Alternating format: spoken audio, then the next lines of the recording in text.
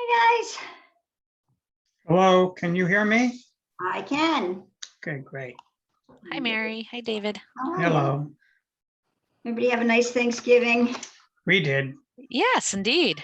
Yeah, that was nice. Nice day weather-wise too, which helped. That's true. Got to run around with my nephew and my dog, so Excellent. it's I always know. good when he can be when both of them can be outside, actually. I know, but I made everybody at my house take a walk around the neighborhood between dinner and dessert. Like, okay, we're Smart. walking. It's too nice outside. Oh. Smart.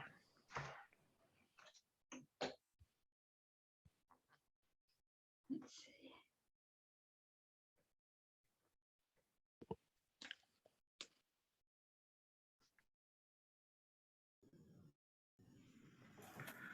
Hi. Hello. Hey.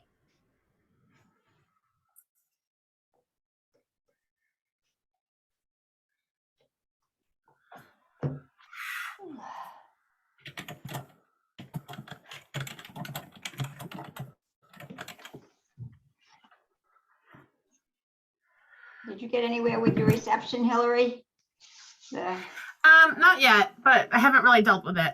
Oh, I know it. Yeah, too many other things going, but Yeah. Time just like flies by me.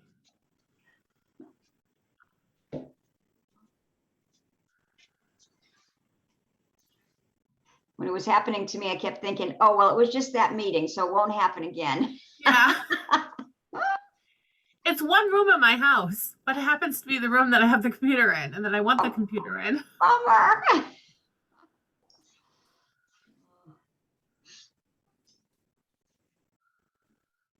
Hello. Hey, Greg. Hello.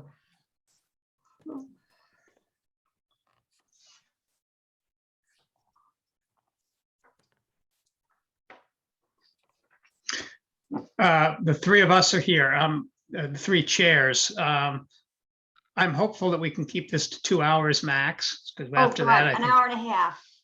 we'll, Oh, yeah, it doesn't need to go 2 hours. It We'll says 7 see. to 8:30. Yeah, yeah. Jeez Louise. we will see how we can do. Hi, Megan. At least we've got a window there.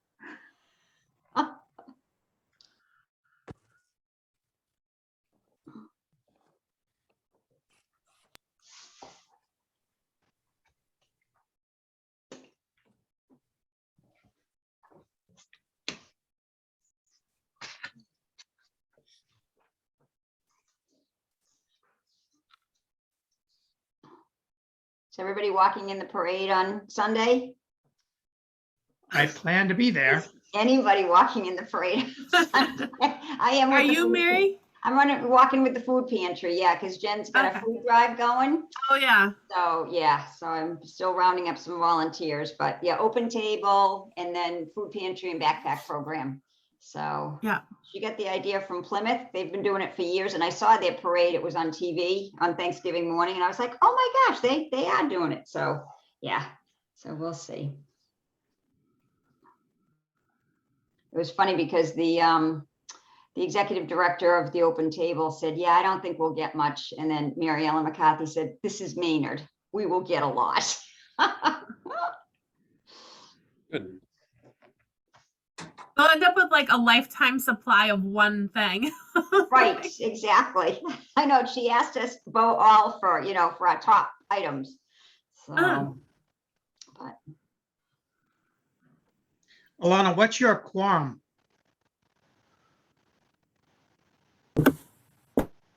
Our quorum is 4.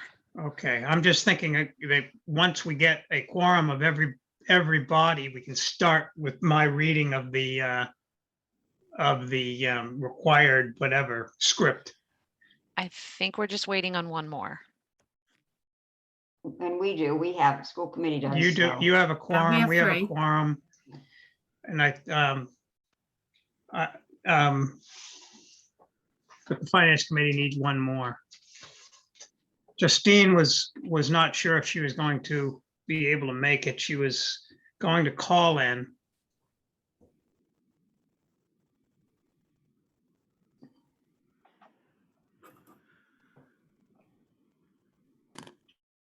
7 o'clock. Greg, without the quorum for the Finance Committee, can I still start Yeah. reading the, yeah, okay. Yeah. All right, as a preliminary matter, this is David Gavin. I'm the chair of the Select Board, but I am tonight sort of moderating a meeting for what we call the Tri-Board, which includes the Select Board, the School Committee, and the Finance Committee. Permit me to inform that all members and persons anticipated on the agenda can hear me. I'm only going to call out the Select Board members now, and then when the other chairs can do their committees before we start. But let's see, Jeff, Here. Armand, Here. Chris, I'm here without my camera. that's okay. Oh, Katie Moore just took your place. You just There you go. walked it You- over. You moved over one. All right, and as I said, Justine was thinking about calling in if she had an opportunity, but I don't see that she's here yet, so we've got them. And again, I'll go to the other committees once we're through the entire script. I see that we have a quorum for everybody. Greg, you can hear me, I assume? Yes. Okay. Good evening. This open meeting of the Select Board, School Committee, and Finance Committee is being conducted via Zoom. Everybody on the agenda will be participating remotely, and we will allow for the public to provide comment when appropriate if there's public members that want to speak. The board does like to hear comments, and if there is further action that is required by the board, I will add the matter as appropriate to a forthcoming agenda. Depending upon the comment, the board may, if we're able, within the confines of the open meeting law, respond with information as opposed to needing to deliberate on the matter. I should add that tonight I wouldn't expect that we would have much comment on anybody's comment, if there is any, because the purpose of this meeting is otherwise, unless it's an emergency issue. Please note that while an option for remote attendance or participation is being provided as a courtesy to the public, this meeting will not be suspended or terminated if technological problems interrupt the virtual broadcast unless otherwise required by law. The agenda was posted on the town's website and identifies how the public may join us. Please note that this meeting is being recorded and that everybody is participating by video conference. Therefore, be aware that other people may be able to see you, and take care not to screen share your computer. Anything that you broadcast may be captured by the recording. All of the materials for this meeting were available on Board Docs, and we recommend members of the public follow the agenda as posted on Board Docs unless it's otherwise noted. Now turning to the first item on the agenda, but before we do, allow me to cover some ground rules for effective and clear conduct of our business and to ensure accurate meeting minutes. I'll introduce each speaker on the agenda. After they conclude, I'll go down the line of members, inviting everybody by name to provide any comment, questions, or motions. There won't be any motions this evening. And please hold your name until your name is called. Remember to mute your phone or your computer when you're not speaking. And remember to speak clearly in a way that helps generate accurate minutes. For any response, please wait until I yield the floor to you and state your name before speaking. And if people want to engage in discussion with other members, please do so through the chair, taking care to identify yourself. There aren't any, there's no public meeting really per se tonight, so I won't go into the last part. I'm going to turn it over to the school committee chair, Hillary, so that you can just do a roll call of your members. Okay. Let's see. Elizabeth Albota. Oh, she's muted. Here. Lydia Clancy. Here. Mary Branley. Here? Natasha Rivera. She's just connecting, so she might need a minute. Hello. Oh, You're You can here? hear us, Natasha? Yeah. Sorry, my computer pooped out on me. Oh, I'm sorry, we're recording. I had to restart it.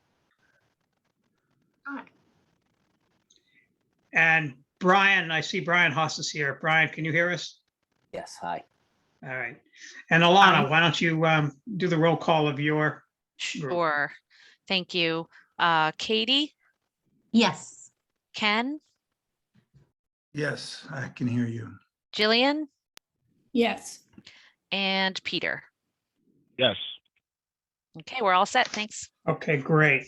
Now, there is an item for public comments. If there's anybody from the public that would like to speak, now's an opportunity, and please just raise your hand electronically or turn on your face. And I don't see anybody, so we will move on. Before we even begin our discussion, I don't know if everybody has had an opportunity to meet everybody else. We have new members of this, newly elected members of the school committee, where typically we would have met them. The board has had an opportunity to meet them in a separate meeting, but I don't know about finance committee meetings. I know Katie's new, and I don't know if there are other new members that you've got. But anyway, if we can go down the list, and it's difficult here, I guess, but to introduce ourselves, I don't know how you do that on Zoom because there's no real order of people. But why don't the select board members one at a time introduce ourselves? My name's David Gavin. So we'll go from there and just pipe in. Mr. Silva? Armand Yarbakarian. Jeff Swanberg. School committee, go ahead. Hillary Griffiths. Mary Elizabeth Brownlee? Alberta. Oh, sorry. Sorry. That was bound to happen. I know. That's Mary Brownlee, and I'm Elizabeth Alberta. Natasha Rivera. Lydia Clancy. And the finance committee. All right. Hi, I'm Alana Gustafson. I'm the chair. And I'm Katie Moore. I'm the newest member. Excited to meet you all. Hi, Ken Estabrook on the finance committee. I'm Jillian Prendergast. I'm the vice chair. And hi, I'm Peter Campbell on the finance committee. All right. Brian and Greg, why don't you both say hello? Hello, Ryan Haas, superintendent. Greg Johnson from my basement. I'm the town administrator. All right. So the first item on the agenda, other than the public comments, was a comparison of analysis of municipalities. I'm going to turn the floor over to Jeff Swanberg, who's done a lot of work, and I believe he's done a presentation, at least part of the presentation for the budget subcommittee. Was it, Jeff? Yes. And but the majority of us have not seen the details of Jeff's presentation. We thought that this was a good opportunity to allow us to see it, maybe ask some questions, generate some conversation amongst the tri-board to see what information we may learn from it and where we might be able to take that information to better ourselves and to quote unquote go to school with some of the other municipalities and learn what they do that we don't do, and vice versa, and possibly even end up reaching out to some of these municipalities. But go ahead, Jeff. Do you need to share the screen at all? I do. Am I able to do that? Let me see here. Let's figure that out. Can we see? Not yet, but it's coming. Yes, take it away. All right. Thank you, David. Yep. Let me just make it big so we can see as much as possible. Very good. So yeah, thank you. So David did a good summary of what we're trying to capture, but just to give a little bit of background, I think there've just been a number of questions that I've heard come up, both from people who are here at this meeting, whether it's at FinCom meetings, select board meetings, school committee meetings, but also in town, online, people on the street talking. And some of these are big questions. Why are our taxes high might be the biggest one that I get, from residents, and you see online that may be accompanied with a little bit of a tinge of anger. But I've spelled out underneath them, kind of the real questions that we're asking. Are they really high? How high are they? Where is our money going? Is it being spent wisely? All things that these committees work on together. And then I've added a few more below them. I think if I were to ask these questions to everybody in this room, you would all probably have an answer. I think we'd get a lot of overlapping answers, but I think they're not always backed by numbers. Sometimes they're backed by anecdotes. And if we ask members of our community, I think then the baseline for where these answers are coming from really start to bifurcate. So there's just a lot of different responses that we might get. And so what I was trying to do was look at some numbers to help us figure out a common framework by which we could tackle the answers to some of these questions. and to start basing them on a little bit more numbers and statistics rather than some of the gut feelings that we get from individuals in town who may have certain assumptions, some of which are correct, some of which are incorrect, and I wanted to tease those out. So we might all realize that taxes are high in Maynard, but how high are they really? Sometimes we put a number on these things. So it might, we would know that the average tax bill for a family in Maynard is around $8,200. That number doesn't do a lot alone, but if I told you it's about half of the average tax bill in Sudbury, but almost exactly the same as the average tax bill in Hudson, then we start to piece together a story about how we're doing relative to other individuals in the state. And that just helps us paint a clearer picture of where we are. So by doing these comparisons, we can have a kind of a common language when, three different committees talk to each other, and put a little bit more rigor behind our answers when eventually we want to take them and turn them into a presentation or a story that we want to display to the town residents. So that's some of the background questions. I think along the process of digging up this data, other members, especially coming from the budget subcommittee, have added questions onto that we can start to take a look at and tease out.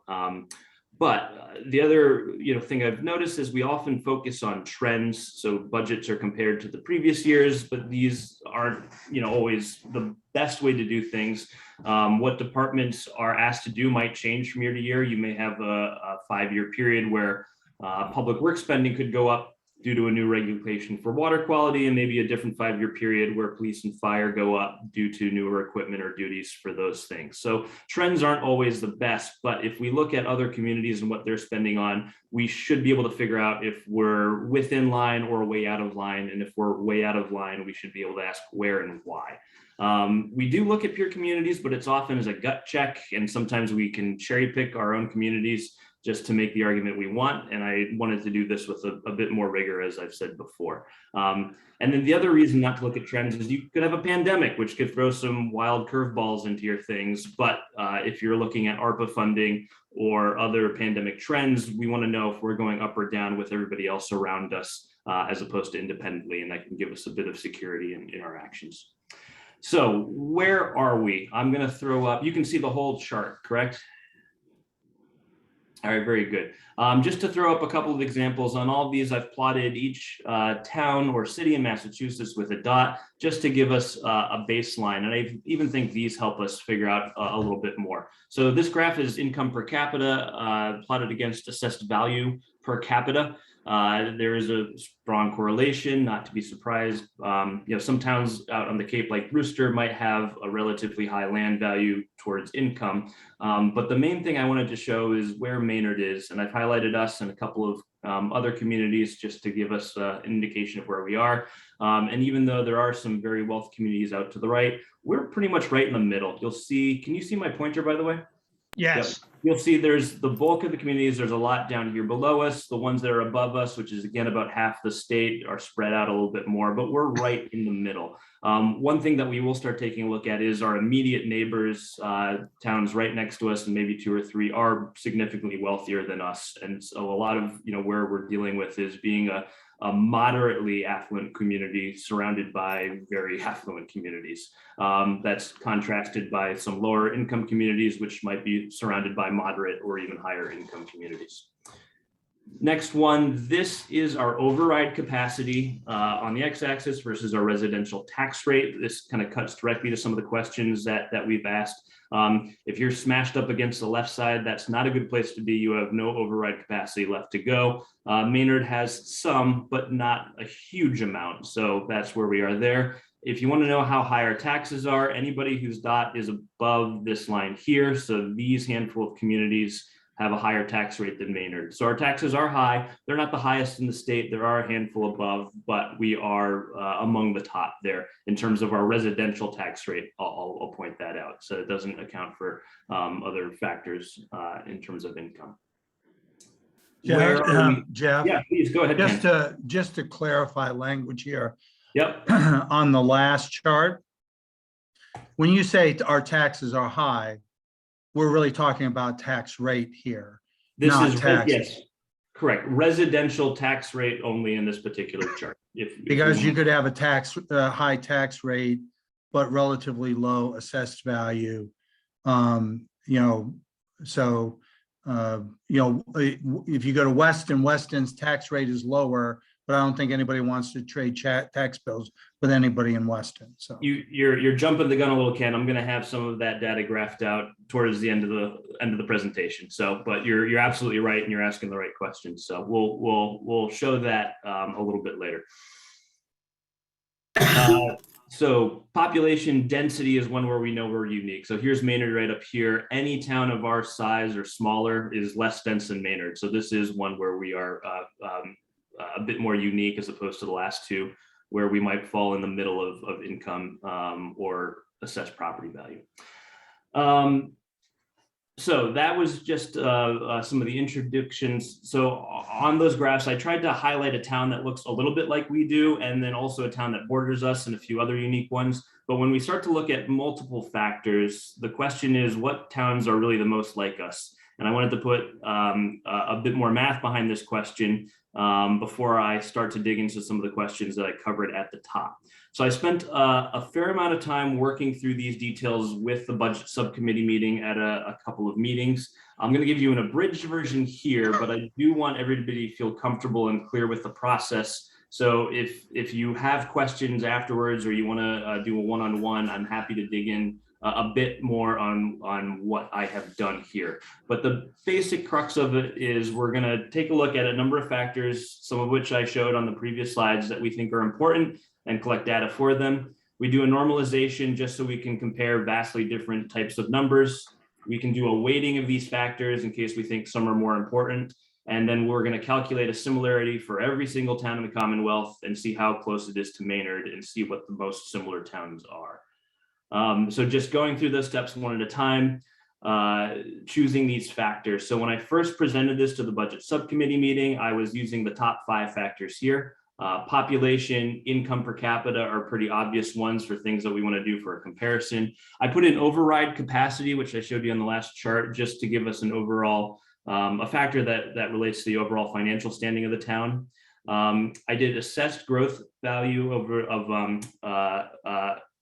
property assessments over the last 5 years. This is to capture that we are a bit more similar to other towns kind of in the Metro West area, where we're seeing individuals move out from Boston and higher values go out there that may be different than, say, a town out west, which will be a bit more stable or in a few cases even reducing in growth over the last 5 years. So this kind of puts us in peer with those Boston communities. Population density, that's just a place where we're unique. And then based on conversations with the budget subcommittee meeting, I've added 3 more. So the total assessed property value, even though that does correlate with income per capita, it is different in terms of income per capita represents a bit more what individuals in town are able to pay, and EQV might represent, you know, kind of our ability to raise taxes, and they can break down for other communities across the state. We don't look much like a town on the Cape where maybe we have a similar income per capita, but they have a much higher total assessed property value that they can draw off of, and Ken hinted at some of that a little earlier. Percent CIP, I believe Peter asked me to put this one in. Just some towns are able to draw a lot more from commercial industrial than they do from residential. And then relative income, I believe Natasha asked me to add this one. This was a little bit difficult to do a metric for, but what I did was the difference between the town's income per capita and the average income per capita for all other towns within a 10-mile radius. So we're compared to all of our neighbors in a 10-mile radius. Pepperell might be compared to everything up kind of up in the north end of that state, et cetera, et cetera. This metric was really interesting to me because all of these other ones were somewhere in the middle. We're not, you know, the complete highest, the complete lowest. On relative income, we are really down near the bottom there. Like I said, we have a moderate income per capita among the state as a whole, but our neighbors are very wealthy. And so this is one where we are an outlier, not too dissimilar from population density. So I have all these 8 factors. I'm going to touch briefly on data normalization just to make sure I cover every step that I did. But basically, here's population in all 351 communities listed. Boston is up here, clearly an outlier. Here's that growth metric I said. This is our percent growth rate over 5 years. No stronger outliers here, but the problem is I can't compare numbers in the hundreds of thousands to numbers that are in the tens in terms of percent growth.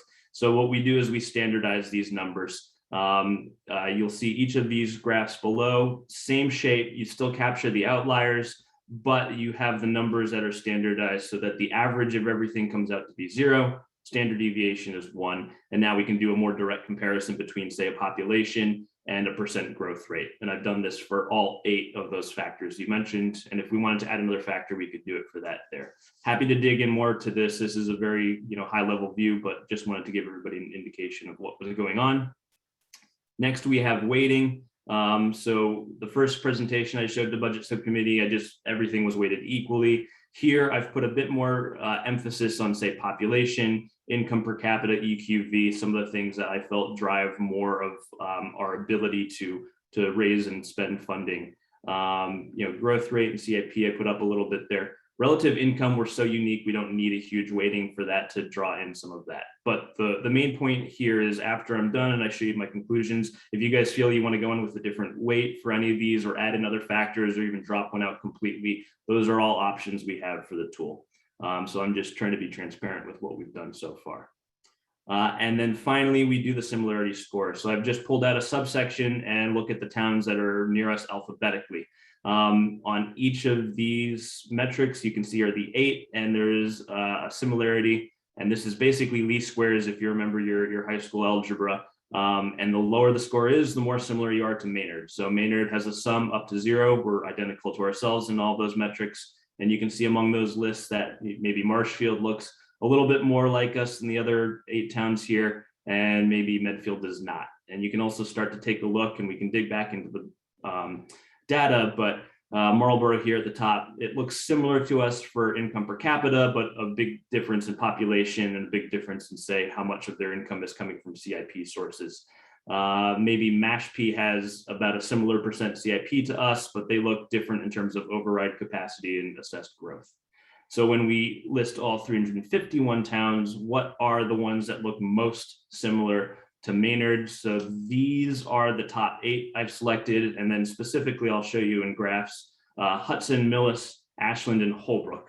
Now I think Hudson comes up in our conversations a lot. I know Millis has, Ashland and Holbrook might not so much. So not only do we have a couple of new places that we can look when we want to do comparisons here, we can also start to look and say, wait, how are they similar? How are they different? Why did Ashland pop up? Well, it's got a similar CIP rank, maybe a bit of a difference in income per capita. So we can start to see as we go down here, why are some towns a little bit more similar or not? And maybe we want something for a particular analysis that looks at population density as opposed to something else.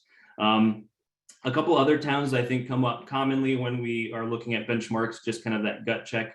Clinton and Littleton, I think I've heard mentioned in a lot of meetings, they popped up at 15 and 43 out of the 350 communities that are not Maynard.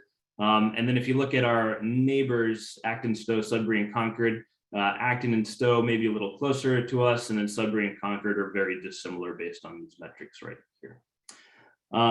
So now that we kind of have these results, and then I do want to point out that these were somewhat subjective, right? I could have chosen different factors here and different weightings, but I did try to be honest in looking at what I thought was important for making some of these financial decisions. But if other people want to play around with it, I'm happy to provide the spreadsheet or look at other factors. As I mentioned, 3 of these were added in at the request of the other members of the budget subcommittee meeting. So I do want this to be a kind of a collaborative process as we move forward. Jeff, quick question, going back to go that ahead, last screen. You mentioned that a couple of the categories were added by the budget subcommittee. When you added those categories in, how dramatically, if at all, did the comparable towns change, the ones close to us? Yeah, good question. So I would say like the top 4, I think they like maybe 2 of them changed, but I would say the top 30 or so might shift around a little bit, but are going to be the same. So if you're just looking at the top 4, you might see some different changes, but anything that was in the top 4 is probably going to stay within the top 10%.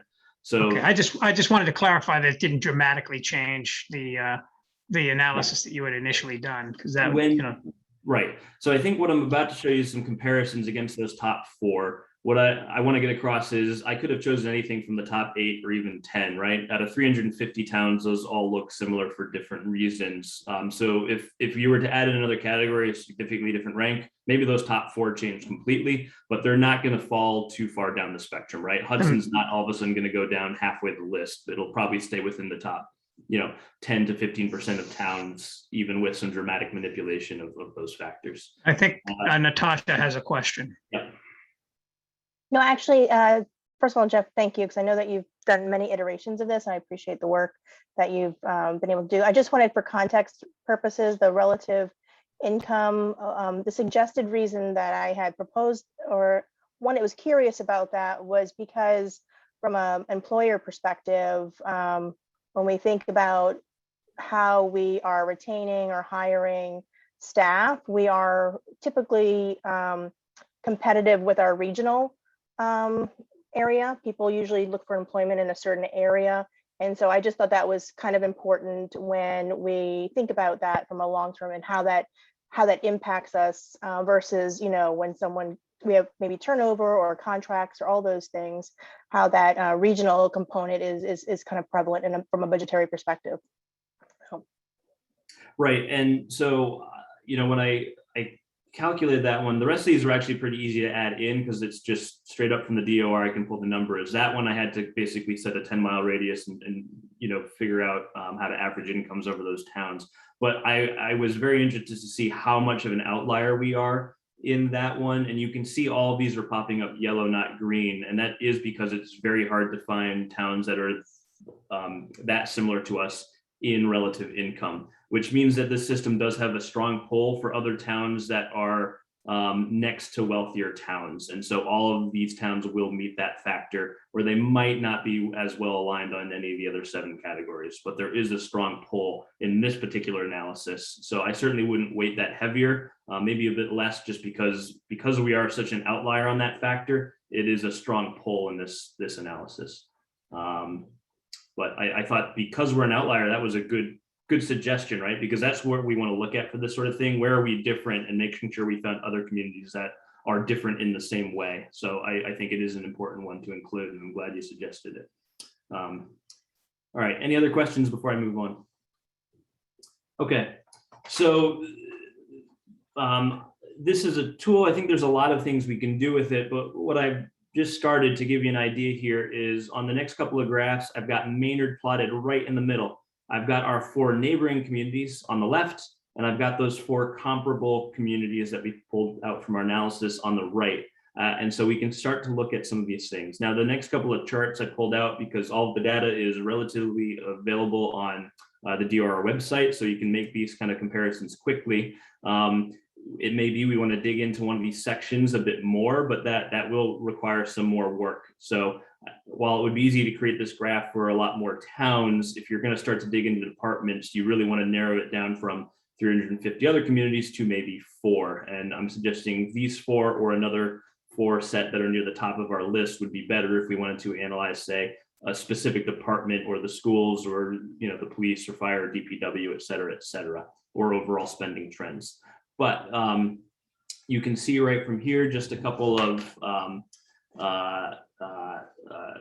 caveats that I think Peter noticed, and I'll try to cover this. This does not include enterprise. This is just spending out of the general fund. But you can see that our comparable communities are spending ballpark similar numbers to us.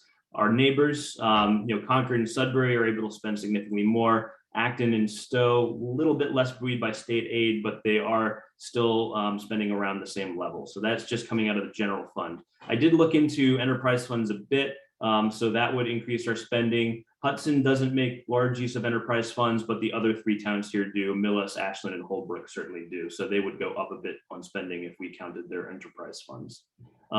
Exact same graph, just now I'm doing it by percent of total budget as opposed to per capita. And you can start to take a look at these. Another caveat here is that I'm not sure how the individual towns here report to DOR. I would like to dig into that a little bit more, but it may be that some things are captured in our fixed costs, could be other towns put in education or into the individual department budget. So I'm not asking you to make strong conclusions off of this graph, but just to get an idea of sort of the questions we can ask sort of the comparisons that we can start to make. But this just gives us a general idea. That's the spending side. Let's take a look at the revenue real quick. Again, these are all, up to 100 by percentage. So one question that I think I've heard before, I think, David, we were having a conversation at a recent meeting about whether or not we're getting state aid that's comparable to other communities. So this is the percentage of state aid as a percentage of our operating budget is orange here. And with other communities that look like us, yeah, we are in the ballpark, we are getting it, and we're certainly getting more than the more affluent communities that surround us. So there's no kind of smoking gun on that one. Now, that doesn't mean there aren't other forms of state aid that we may see differences in, or it may be that, moderate income communities like us and the four that we have here are collectively not getting as much as they should, but that's more of a category error. And if that is the case, then we have found some natural allies in these other towns that we might be able to reach out for in terms of advocacy for more funding. The other thing we can look, you can see the enterprise funds. I think, Peter, you were asking about that in the last meeting. They are captured in this revenue graph. I think it is from a different year. Sometimes I'm dealing with FY20, sometimes FY19 or 21, depending on what I can get. But it shows you, what towns are using enterprise funds in addition to that, to our tax levy and others. Next, I'll get really at the crux of what Ken was looking at, and finally the tax rate, which kind of tackles some of the top line questions. We're not wildly out of line with our peers on any of these metrics. So some towns like Hudson, if you dig in a little bit, and it doesn't show it here, but they can rely on a higher CIP share to keep a lower tax rate and maintain a similar level of service. But in blue, we have the average single tax bill and the average single family home value. And so a town like Stowe or Acton might have a similar residential tax rate, but they have a higher tax bill. Part of that is to make up for the fact that they don't receive quite as much education, Chapter 70 or other sorts of state funding in those particular towns. They're also able to draw on a higher home value. Town like Concord, home value is so high that they can still have a rather high level of service and a high tax bill and a low residential rate. We look pretty similar to Millis in this one, very similar home value, very similar tax bill, very similar tax rate. So there's another community that's made similar decisions to us. Ashland and Holbrook may be a little different, but not too far off the mark, and they might have individual factors there. But one thing, and this is my second to last slide, I would like to see is taking some presentations like this and putting it into the town report, maybe even for town meeting, just to help illustrate some of the points that Ken was trying to raise in terms of why is our tax rate where it is, why don't we look like our neighbors, what towns should we be looking at, and making a comparison like this, which I think is a bit better than sort of the gut checks that we have done before. So concluding thoughts, this is a bit of a work in process. The first thing I just want to impress is that this is a tool, it's not a result. It's kind of a framework from which I think we can ask further questions. And of all the different questions we can ask to help kind of guide us, which ones are the most wildly important versus which ones might be secondary. I do want to impress, when we see a difference between Maynard and our peers, our first reaction shouldn't be to all of a sudden change what we're doing to match our peers, but rather to ask, why does that difference exist? And it might chase us into enterprise funding or differences in the community that we didn't capture in the first go through. And so sometimes those differences might have an explanation. Sometimes it might not, and we should make a change, or sometimes we just have a different values for our town, and that's how we want to spend our money.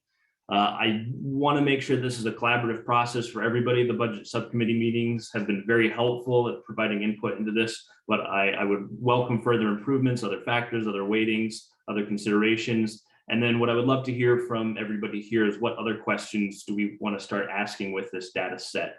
Obviously, if DOR has that numbers all lined up, ready to go, it's easier to do this analysis. But if we wanted to do some deeper digging, then we can narrow it down to, say, 4 towns instead of 350 to ask some of these questions. So if we want to ask, how high are our taxes, we can show that graphically in a way that's much better than just sort of the gut check from before. And we can show it if we're in the same ballpark as other communities. I think one conclusion we can draw here is nothing is wildly out of line from those other communities. We're not significantly over or underspending. There may be some areas that we want to look at. But if we start to dig into layers, we may see in individual departments we're over or underspending. So then it becomes a conversation about how do we want to address it. And if we do think we're spending our money wisely, how do we demonstrate that to the taxpayers? And I think some of the charts and graphs on the previous pages or other similar ones could help us explain to the residents how their money is being spent and that it is within the norms of the state. And then that last question I touched on a little bit in the last graph. And again, all these, there are some caveats, but at least we have a better framework for understanding and talking about these questions. And so that's what I have for you. Again, I tried to do an abridged version, but your members in the budget subcommittee meeting, have gotten more details, so you can certainly ask them, or I'm happy to do a one-on-one with anybody to go in a bit more detail. But really what I would like to do next is hear from all of you about, what you liked, what you didn't like, and where we would want to go next with this. And I see Ken has his hand up already.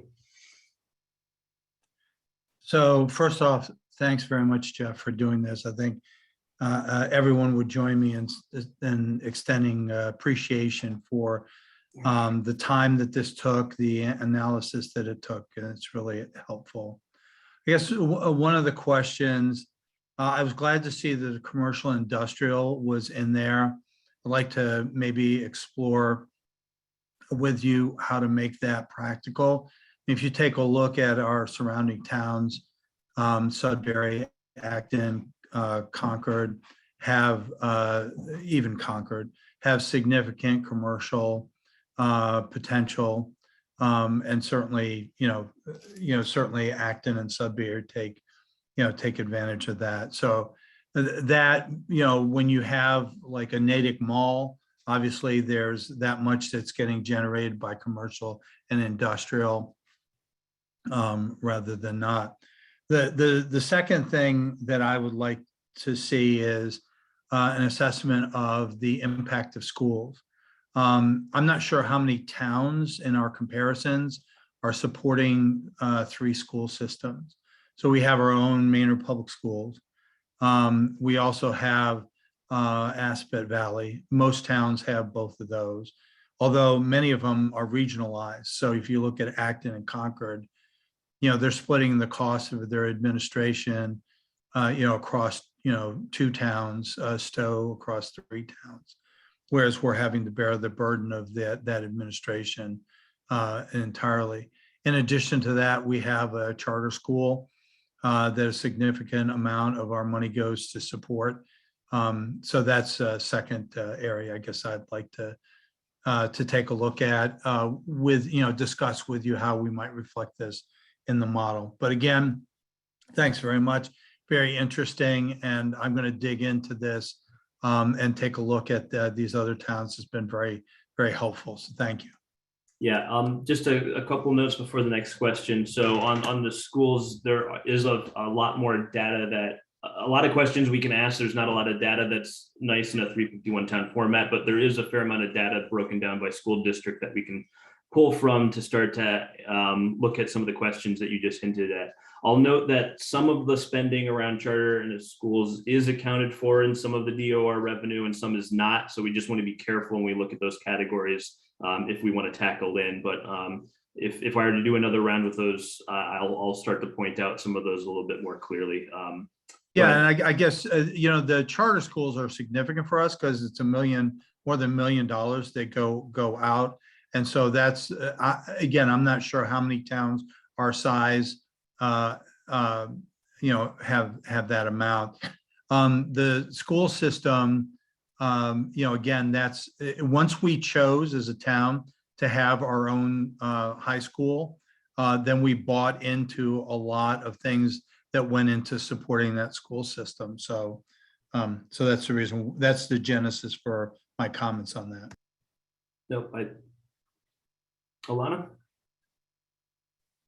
Thanks. Yeah, I'm also just echoing really, really good stuff here, Jeff. Thank you so much. And I would say as we're looking at maybe some more specifics, like if we wanted to go ahead and take a look at some of our comparables and how much they're spending on something like, say, DPW, what I would then want to know is well, do they have, like you were saying, sometimes there's enterprise funds and whatnot.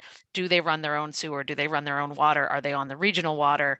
You know, because that makes such a huge difference in these bigger chunks. And, you know, if we're looking at what they're spending on fire, like, okay, well, does their fire department run an EMT as well or no? And how, you know, like there's just like metrics that there's just information about how they would run that will be helpful if we're looking at budgeting and numbers. The number itself doesn't really mean anything if we don't know what their system entails, because that definitely makes a big difference.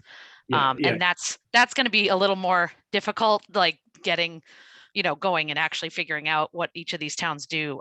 But I think that would be super helpful. And like you said, it's, you know, it's not like we need to try to emulate necessarily, but if we're just looking at our comparables and thinking like, gosh, how are they running, you know, this department on that, or where is all these local receipts coming from? What are their, you know, just things like that, so that we can further dive in. Right, and the kind of statewide data I showed you at the last couple slides, those are the low hanging fruit, so to speak, of what we could grab. So I think when you start to dive into those individual departments, you're exactly right. But the question is, I can't pull together, you know, 350, you know, different analyses on, you know, enterprise funds and how they impact DPW, but I might be able to do that for 4. And this gives us, you know, out of those 350, how do we choose 4? Well, I think this gives us a nice tool to kind of look at that. Right, absolutely. And narrow it each in. town might be different, where we start looking into the towns. It might be that, you know, this town is a really good one for us in terms of the school department, but this town is a really good comparable in terms of their DPW. And this town, you know, like there may be ones where it's like, it's better for certain things than others because they're more comparable in those specific departments for us. Yep. And we can look at that for services too. So if we wanted to ask the question as came up, you know, do we want to hire a full-time public health agent, or do we want to split it with other towns? Well, we can look at these comparable communities. What are they doing? You know, are they, you know, twice as big, and per capita they have, you know, 2 people on staff for this function or that function, or for a department level, or they have 30 where we have 15, et cetera, et cetera. So you can ask it for any kind of scale of question, big or small, that way by looking at, you know, only 4 towns as opposed to a much larger And set. absolutely. I've actually already done a little bit, because we were talking to the finance committee was talking to the fire chief at our last meeting, and one of his budget requests is a deputy fire chief. And so I took some of the towns that I knew you had cooking and went and looked at their fire departments. Was like, what do they have?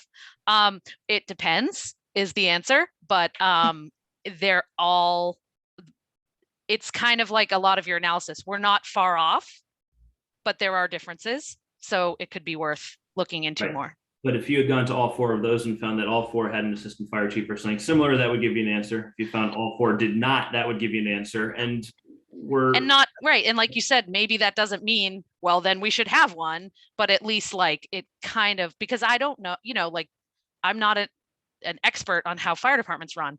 So it's interesting to see how other towns are doing it, how much they're spending, and how they're organizing it. Good. Gives you a starting point for that analysis. Mm-hmm. One of the things that I always question, and I don't know if the data that you mined actually shows this or not, but it's a relative cost of living for these communities versus, you know, just your flat out tax rate versus, or tax bill versus, you know, cost of home or whatever it is. Is there a way to pull through the data that you've seen, average income as per town? And I don't know if you do it on a per capita basis or how you do it, but average family income versus average tax bill, to show how much of your income is going to pay taxes versus having it free for other expenses in life. And I don't know if the data that you showed, it comes close, I think, but I don't know if it shows that exact correlation. So that percentage is easy. I can certainly show you what our what percent our average family tax bill is of our per capita income and compare that to, well, that one is easy. For an overall cost of living, that might be a little bit more difficult. No, I think just yeah. that, even that one flashpoint, and then see if those other communities fall right into line with us or not, or if we're an outlier there. 'Cause it's, to Ken's point earlier, relative to, the tax rate really says not much. It's the tax bill that is the big issue. And that's why I always have a little chuckle when I see people writing about, oh, Maynard is the highest tax rate, which it's not anyway, as you've shown. But, you see it constantly that, oh, Maynard's the highest tax rate. But that's not the matrix that people really care about. It's the bill that they get in the mail that they care about. Yep, and that's the blue bars here. And so you'll see Hudson, for instance, as we pointed out, has a higher CIP share, so they can get away with a lower tax bill and still sustain a lower tax rate. But if you were to, Acton, Concord, Stowe are all driving up higher tax bills in, I don't know if it's proportional to the income or not, but I can certainly plot that out. David. Is there a reason why Sudbury isn't showing? Or Sudbury had, and actually the Concord is, I think, a couple years behind the rest. I don't know why, but Sudbury didn't have an entry in the DOR chart that I pulled from for this graph. So I left that one blank. They don't want anybody to know. I know, right? Anybody else? I don't see any. Armand. Oh, just an applause. So digest, I can send this out. I told the budget subcommittee meeting I'd send the actual spreadsheet out to them, but I've just been swamped with other things. But I would like to get that into a polished point that I could share with everybody, so that you can play around with your own kind of weightings on those factors. But happy to, oh yeah, Natasha. I just wanted to add that the Millis, actually, this came up in our conversation in our budget subcommittee meeting, because it has been, from a school perspective, identified throughout the years, Michelle and whatnot, as one of those comparable school districts from a school perspective. They have 3 schools, they are self-sustaining. We were looking at it in regards to their hierarchy and their structure. So it is something that we have, done a litmus test per se on, and so I think that is helpful. I guess my have a question is, what is the expectation? Because it's really not board members who are doing recommendations for funding for budgets in the long run. It usually comes through the administrative channels before it gets to what is presented to us. Is the expectation that Greg, Brian would have this data to use as a litmus test when they are presenting information? Is that what we're thinking as a board and going forward? Or is it something that we would want an accompanying, when there is funding recommendations? Or how are we intending to use this before something comes to the board? Is it, or do we envision it actually being something that is discussed below the board level?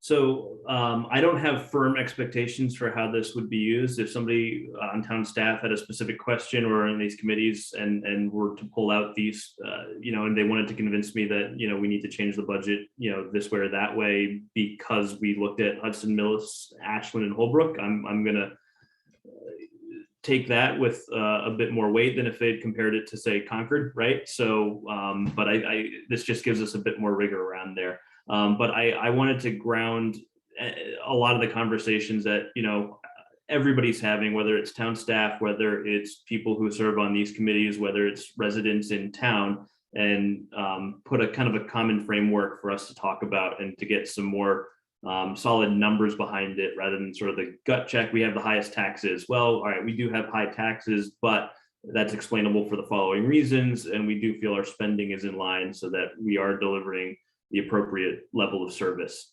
Although I will note that the amount of money we put in is not necessarily the service we get out. So there is another level there. Did that answer your question, Natasha? A little bit. I think what it sounds like is that we don't have a firm expectation of a business process of implementing this. It's more of a litmus test.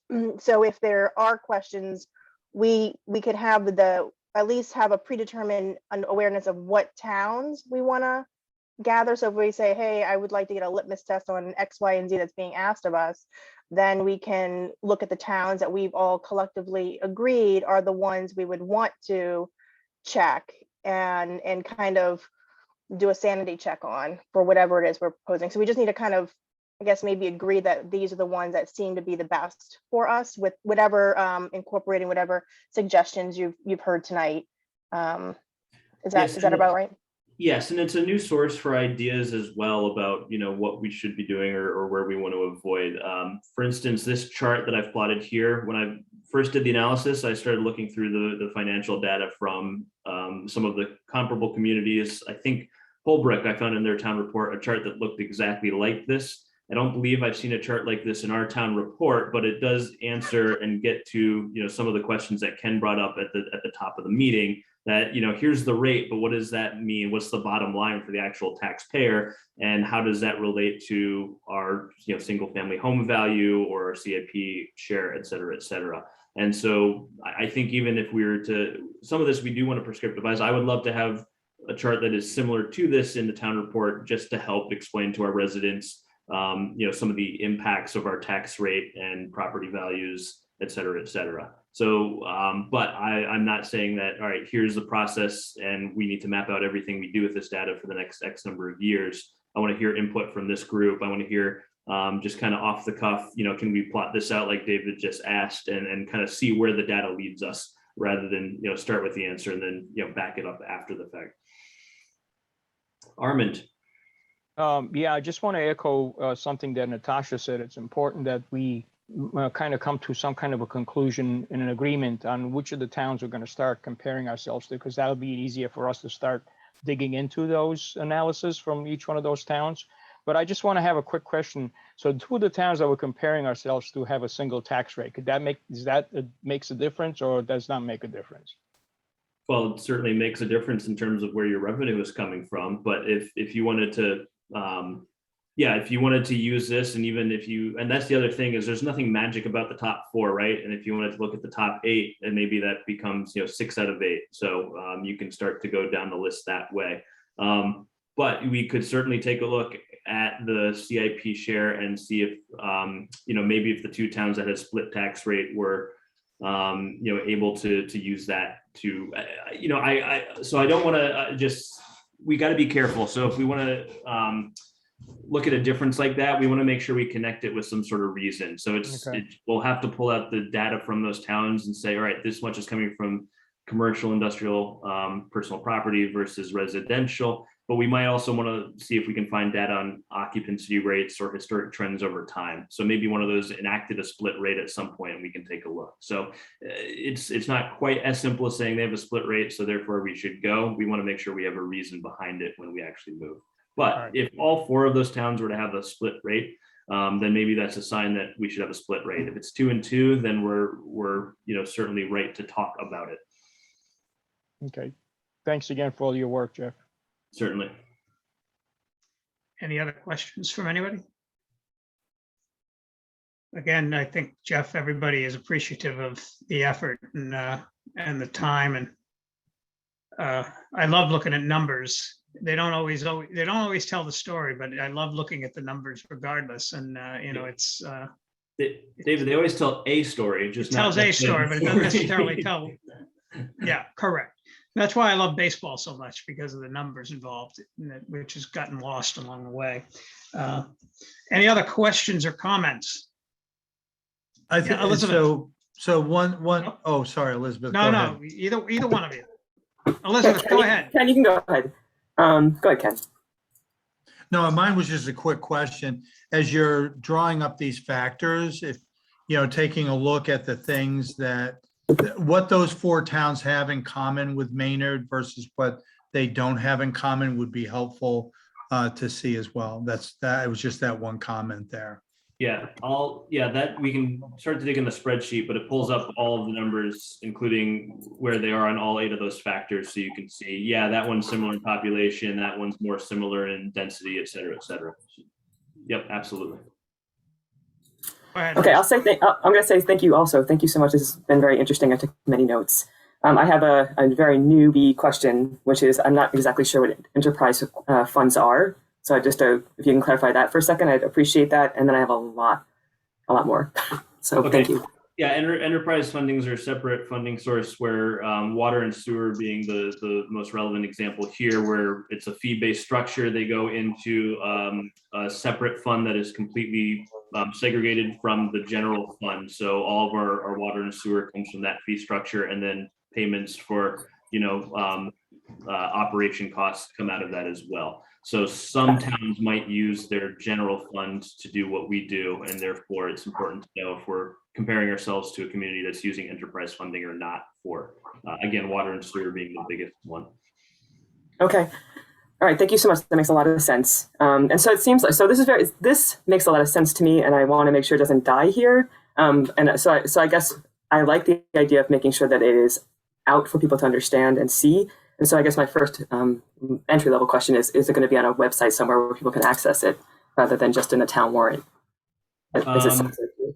So I've sort of, this has been a passion project of mine a little bit, if you can tell already. I want to make the spreadsheet available to everybody here, so they at least do that. I don't know where the correct place to host the rest of any results from that, but I think what my preference would be is get some more polished results rather than the whole thing, and start to do that on a regular basis. So maybe it's that chart in the town report every 5 years, or maybe it's a website that goes into a little bit more detail that maybe is paired up with our ClearGov or something like that to help explain our data. So the real question then is, what do we want to put out there, and in what format? And then it absolutely could be housed on a website that gets updated annually. You don't need to update it so frequently, but when the numbers come out annually, so that we can say, okay, we're still in line, or no, we're not, etc. Yeah, that's what I was thinking too, is that it would be neat if it were updated often, so that people can see how we're doing, potentially, like you said, year to year.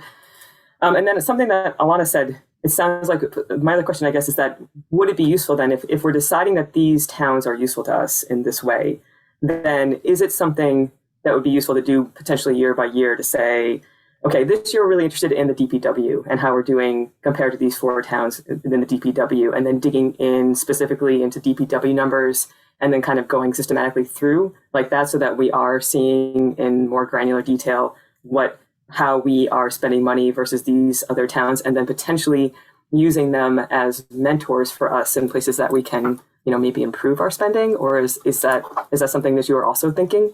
That is certainly one thing that we could do. But as Alana also mentioned, it does take a lot of digging once you go to that next level down. So, finding the right way to use that kind of analysis, I think will just take some creative thinking, but it absolutely is an option that we can do. So Elizabeth's question though begs, just to build on that, we need to be open to the idea though that we may have a different set of comparison towns for, say, the school systems based on, the specific comparison around school system versus DPW. DPW in one town, it might be a very good comparison from a school system perspective, but the roads they have are half, they have half the mileage of road system that our DPW has to support. And so that's the reason why I was asking earlier. I completely agree with Elizabeth's point here that we ought to be taking a look at what those towns are doing, for a best practices comparison. But like I said, it could be a different set of town as you compare public safety versus, one town versus another, versus schools, one town to another, and so forth. Right, and if we wanted to add in another factor that was total mileage of roads or total mileage of roads per capita, we could do something like that as well. And we could take some of those other factors out or just weight them at 0, same thing. And it would be cool, in my theoretical way of thinking about it so far, if someone was thinking about doing something new, and innovative in one of these areas, to be able to go to someone, and maybe that is you, Jeff, and say, can you look at how this is being done? How can I integrate this into the budget for this sub category?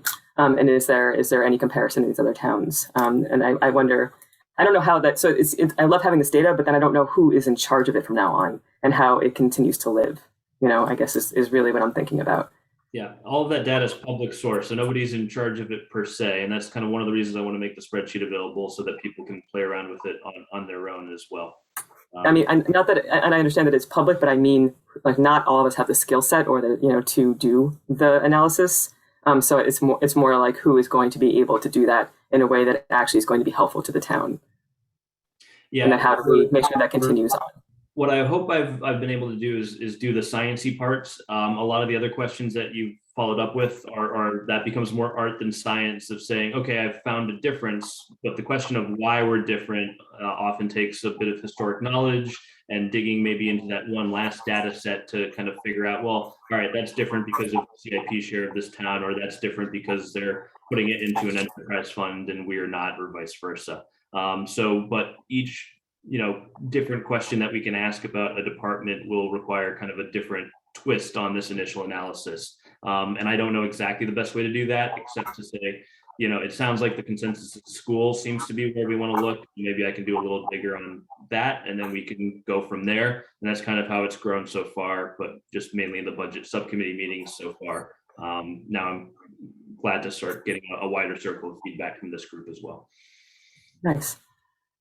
Yeah, so in sum, I think it's really great that it exists, and I hope you find a way to make sure people see it, because I think it is comforting to see, and I like adding things like Ken mentioned to the data, and then I hope we can do more creative things going on in the future, so that we can maximize our money and make sure that we're being creative and efficient and smart. And I think those first three graphs I showed you right at the beginning, I didn't know exactly where we'd fall on all of those. So I think even that, showing that to this group, should help guide conversations in the future, already from what we're seeing. So any other you want me to create, let me know. And the simpler they are to do, the quicker I'll get them done. So. And the other point is that we're assuming that the 3 or 4 towns that are on your graph that are similar to ours, this is somewhat tongue in cheek, but it's serious too. We don't know. They may be in a disastrous situation. We don't know that. Well, I think it may be tongue in cheek, but you're raising a good point. Is that it may feel like we're paying higher and higher taxes every year, but if that's true for those other towns as well, that's probably indicative of a state, and actually I would say a national trend, rather than anything that we're doing right and wrong in Maynard. So that's not necessarily a good or a bad thing, but it is something we want to be aware of for planning in the future, and possibly for advocating at state level procedures as well. So a very smart comment. The question is, what do we do with that if that turns out to be the case? Well, I think that's just real quick. Sorry, Hillary, I know you have your hands up.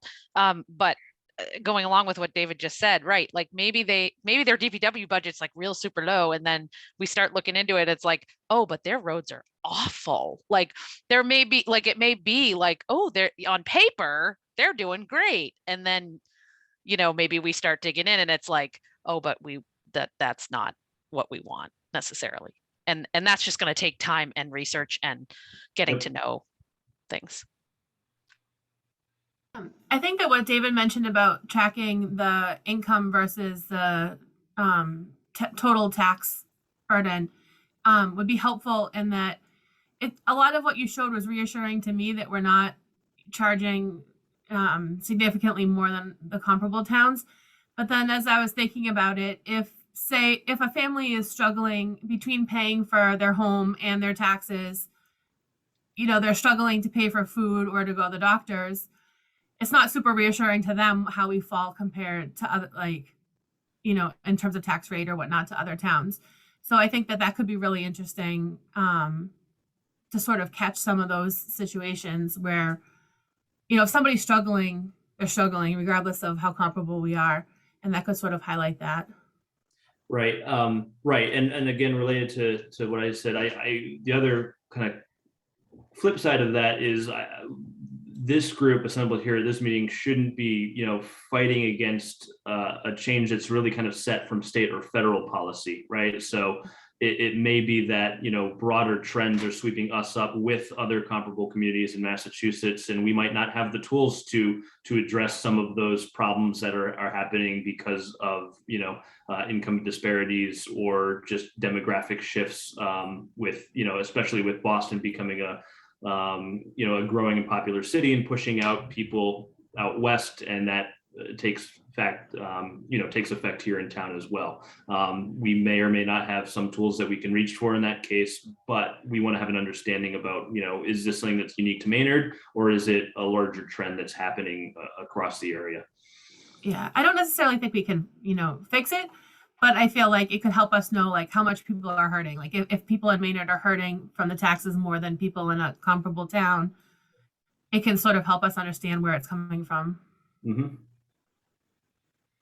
I'm also open to the idea that Maynard is a unique community in terms of seriously, in terms of the challenges that we face. We are very small. We have our own school system. We have significant infrastructure.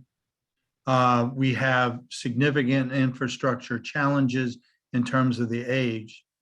And I think one of the reasons why we may struggle is that many of the laws that are designed by the Commonwealth for the cities and towns in the Commonwealth are designed for the large scale and don't take into account the challenges that Maynard has.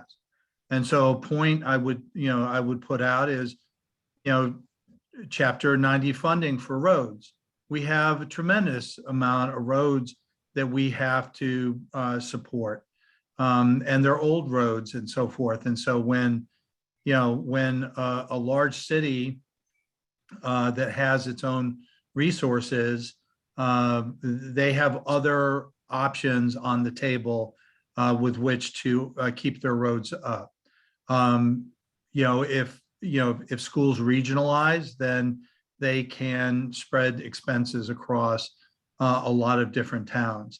But we can't do that. We have our own school system, and we support 2 other schools to some significant degree. I'm open to the possibility that in the end, given the fact that we don't have lots of opportunities for commercial development, even if we take advantage, for example, to the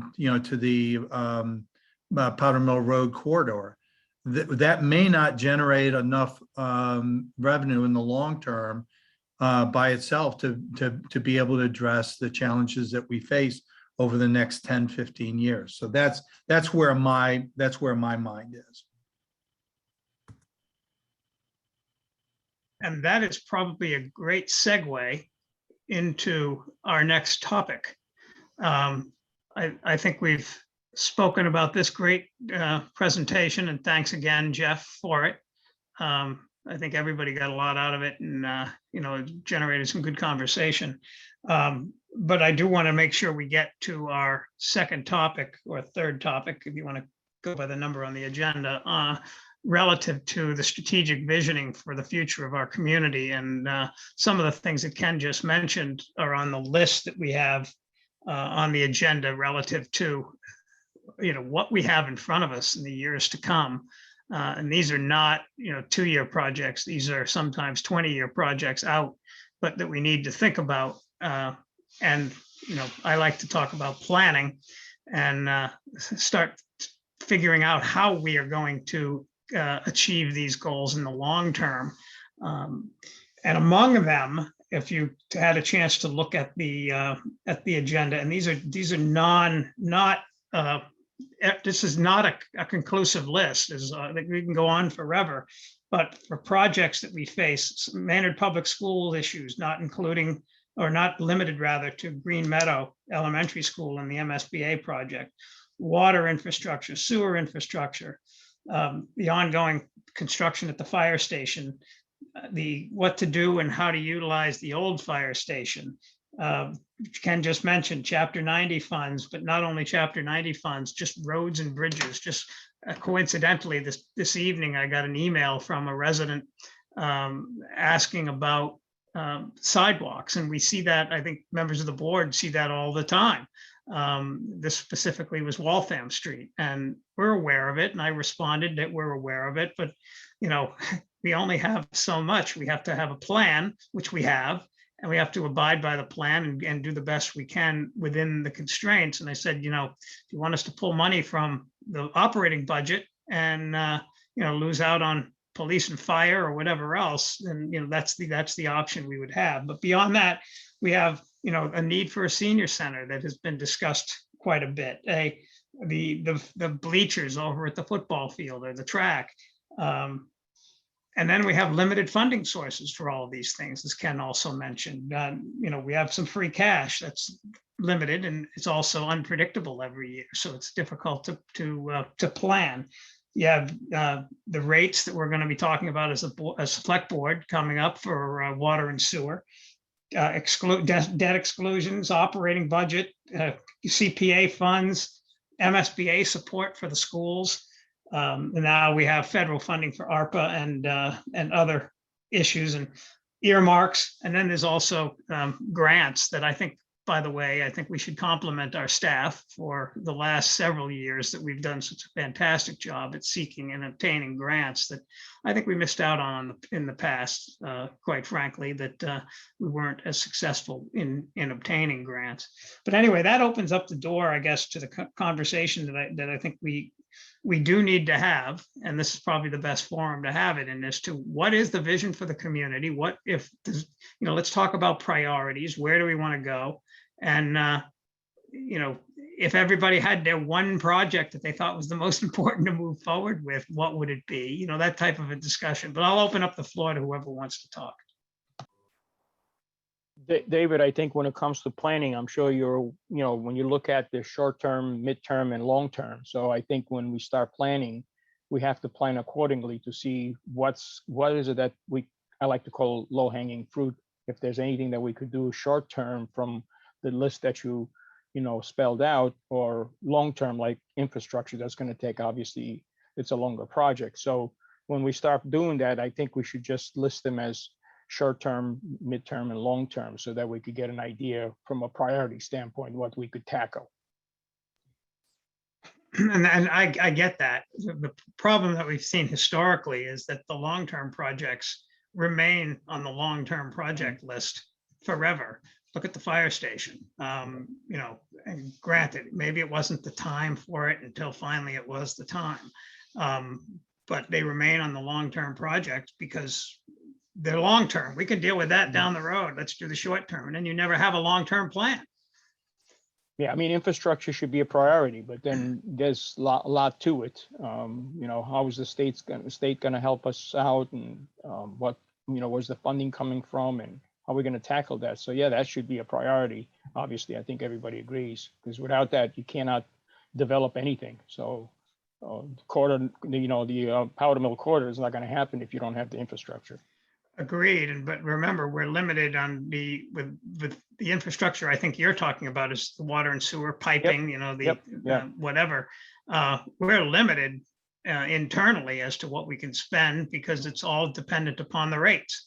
And to get to upgrade our system to where, you know, where it's perfection, which we'll never be at, but to get it to where it needs to be would be an enormous increase in rates.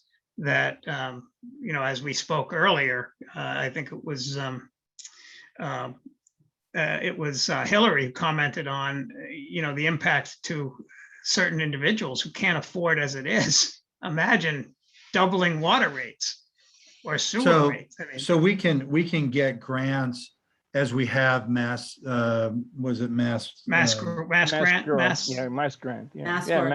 Mass Works. The Mass Works grants to help with that.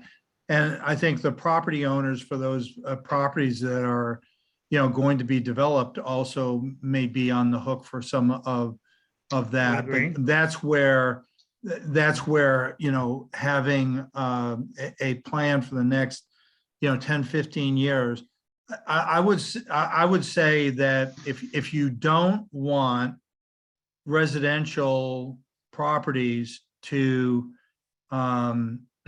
to bear the burden of the expenses that are going to be coming down the pike at the town over the next 10, 15 years, then you have to do what other towns are able to do. Sudbury, has done a lot of building on Route 20 in order to build up that Route 20 corridor. We unfortunately don't have a Route 20, but we've got a Powder Mill Road, and that's where we have to put that in. And that's where, you have, Justin DeMarco has made the point a number of times, along with, Greg has also made the point that that the water and sewer system are not going to support that development along the lines of what Armand said. And so that needs to be a number one priority. Commercial development has to be a high priority for the town. And we have to understand that the town, particularly around, Powder Mill, along Powder Mill Road, is going to look very different. And we've had, as a town, we have complained about developers who have come in, and yet it's those developers that bring in the projects that generate new growth. And it's not just the large ones like Maynard Crossing, but it's also the smaller ones, such as the residential developers like Jimmy McDonald, who come in and build projects that provide affordable housing, and also improve those. And a lot of people would not view those as being improvements, but somebody who's on the finance committee, I certainly do. So I'll leave it at that, I guess. Anybody else with thoughts? Okay, Natasha, go ahead. Thank you. And on the heels of the Powder Mill Corridor conversation, I've listened to the select board meetings that have recently occurred, and I know the development at was that 2 Waltham Street, or right at that corner, was definitely a reoccurring conversation. It seemed as though the vision for the corridor is not quite, there's not quite a consensus to that. And so I think if we, I guess when you have businesses who want to come to open, what does that look in relation to the goals of the master plan, right? I think that was, I've heard that comment come up a couple times in those discussions. So I would be interested in hearing how, when we're having businesses or hoping to engage businesses, what does that look like? Are we in agreement with what that looks like? Coming to before the effort, a lot of effort goes into, putting a plan together, and I would hate to turn a business away from something, but I just want to make sure that everyone understands how we're incorporating the master plan into those visions in developing the corridor, so that it does seem like we're more welcoming to businesses through the efforts that they come and present to us. I don't know if the select board, it might be more of a select board conversation if there's a feeling that there is agreement with that vision. Natasha, I think you're bringing up an excellent point. We should think about developing a vision for the Powder Mill corridor, and rather than, how does the master plan, align with that vision? And I think that's you're making an excellent point. I think that should be a priority, developing a vision for Powder Mill corridor. What is that going to look like? Oh, I think a lot of people spent a lot of time working on that, Armand. With I know, the master I'm plan. just saying, okay, So, my master plan is one master plan, and how you exercise and apply it is a Master different plan story. is the whole town. Right. So I think the corridor is a more targeted Yes. area that might have different needs, is how I would see it as a resident. And to Dave's point, I think would you just maybe take out that part of it from the master plan and start looking at it and saying, okay. Well, so it let's was a focus. targeted part of the master plan. Was Right, the, that's what I'm saying. So we could take that out if you So- want, and we could start, if you want to, you could start looking at it and seeing how we could work on it. I want Jack, you raised your hand first, and I'll allow you to speak because I know that this is a topic that I think you are intimately involved in and interested in. The comment I want to make really bridges both this discussion and the prior discussion. While we go forward with a plan, however it works its way out, however it gets prioritized, one of the things that we need to do consciously that we don't do a good enough job at the moment is include in the financing and the budgeting, the operational aspects of this maintenance.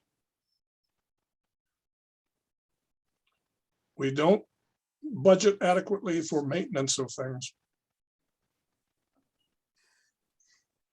Thank you. Alana? Yeah, I just wanted to talk about Natasha's point a little bit. The Finance Committee just recently had a discussion with Bill Nemser, the planning or town planner, and Chris Arsenault, the chair of the planning board. And I want to give them kudos. And when you're discussing the Powder Mill corridor, they are working at being more proactive and having things like templates and having things like they want to put in an overlay district for Powder Mill, much like we have for the downtown overlay district.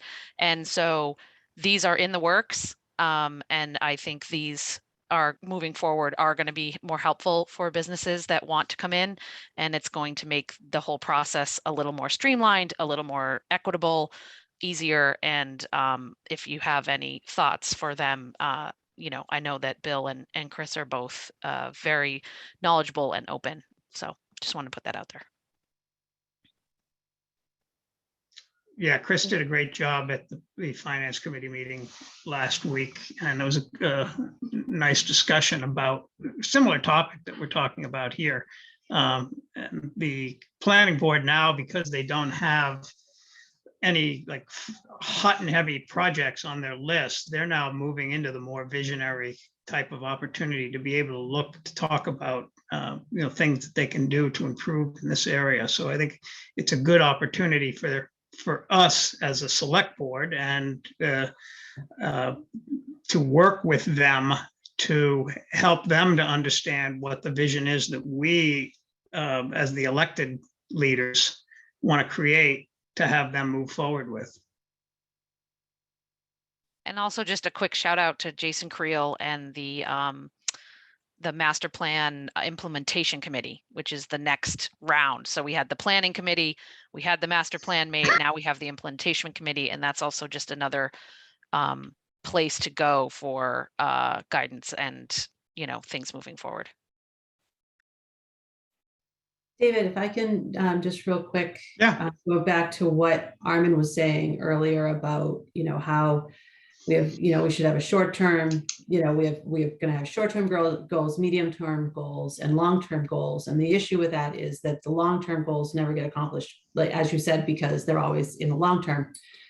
I'm wondering if we can, and it's not something that we're going to solve tonight, but if it's something that we can kind of look at, and I think we do this a little bit, but I equate it almost to the road study that Beta or whoever does every year or whatever, where there are things that we can accomplish, that will help maintain something longer. And then there are the bigger chunks that's going to cost more money. And then there's the larger significant investment. Like if we can kind of identify a couple little chunks and put a little bit towards something for maintenance wise, and then something else for the bigger projects, maybe that's a way to kind of go about, planning that way.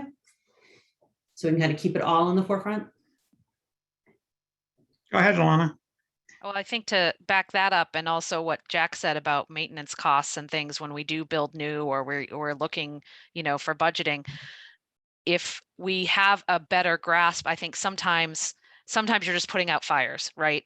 But hello, asbestos in roofs. But if we have a better grasp of predicting things and knowing, well, we could spend $20,000 on this year, or we're going to have to spend $100,000 in it in 5 years. That sort of thing. And that takes a lot of data, and it takes a lot of people who are like facilities managers and people that know these things better than we do we do here, but we do have some of this expertise in our town. That would be really helpful, because I think sometimes we do a lot of who needs this, what now, as opposed to, I know you said you need this now, but if we don't do this now, it's going to be this monster 2 years from now. So some of that, I think, if we can, and I think the capital planning committee is helping with that. And I think, a lot of these committees are working towards goals like that. And it's difficult and it's a big challenge, but I think we're definitely starting to get there a little bit better. I totally agree with what you're saying. My only concern is I don't like when we spend money to fix something, knowing that it's still going to need to be totally replaced in a couple of years.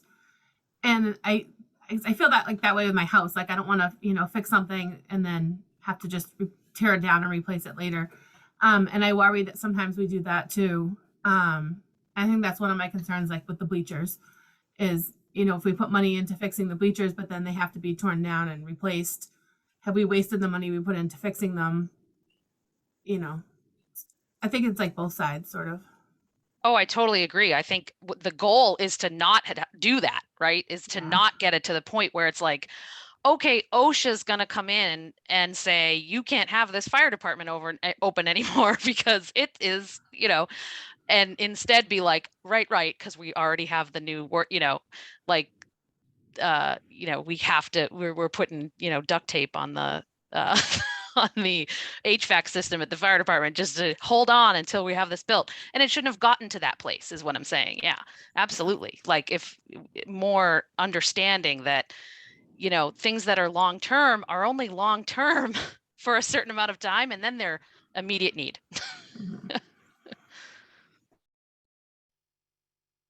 Anybody else? David, Go ahead, Mary. I just, we're talking about all the new development and that, and I know it's a challenge, but Mill and Main is still 50% occupied. And I know that it's a challenge because of the management company and that, but I still feel like there's something that we should be able to do to encourage landlords, new companies to come in, and also just the downtown, because I hear it regularly. It's like it's, becoming, more and more desolate down there. I know we've got a few good things that are coming in, but we need to put as much focus on that as we are new development, because that's already there in place. So just Excellent point. Excellent don't point. want to lose sight of that. Yeah. But Mill and Main, I don't want to correct you. It's not the management company, it's the owners. It's the owners, yeah. Yeah. But we keep saying that. It's like, Yeah. I don't want to say it's an excuse, but there needs to be a way for us to be able to get to them. I know Megan's working on it. I know people have worked on it. But I'm great. I'm so excited to have the new brewery coming in. So a little bit's being done, but it's just such wasted space.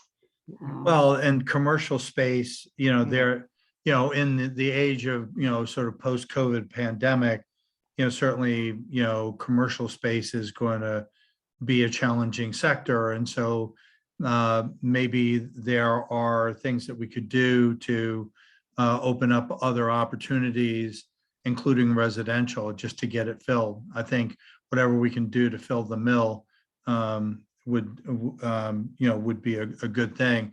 People, I remember talking about residential development in the mill, and the same thing was said about residential development there as was said about residential development down at 129 Parker Street, is that it would fill up the schools, would have them bursting at the seams, when in fact we actually need more kids in order to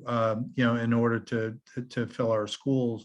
And so, I think some amount of residential development would be helpful. How cool would it be to live in a loft apartment and be able to walk a couple of buildings over and be at work?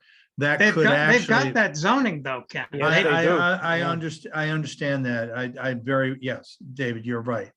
What I'm saying is maybe we ought to really push that way, encourage that way, because that is in fact one of the things that could make that commercial property very attractive to businesses is that they could, have housing, affordable housing, both, loft apartments and then you could buy a house that would be, would be relatively reasonably priced and close to Boston, blah, blah, blah. So that's, I think Mary's absolutely right. Filling the mill's an important part of this. The only way that's going to happen is if the new owners take over, because these owners don't want to put residential in there. That's just been told already a few times. So unfortunately, yes, it's a beautiful thing. That was something that we were talking about artist lofts, because at one point Art Space was busting and they needed space, and I put them in touch with the owners. Owners didn't want to talk. So Yeah, 'cause it's they've just done the way that it is. great down in Concord Center. They've done a similar Yeah, thing with an old mill exactly. building, and it's phenomenal. They've done it in Clinton. They've done it in other places too. Yeah. The biggest issue with the mill relative to residential, you need remediation. Mm-hmm. There's significant issues and costs with multiple buildings. So until someone's willing to bite that bullet, you're not going to get residential in. Right.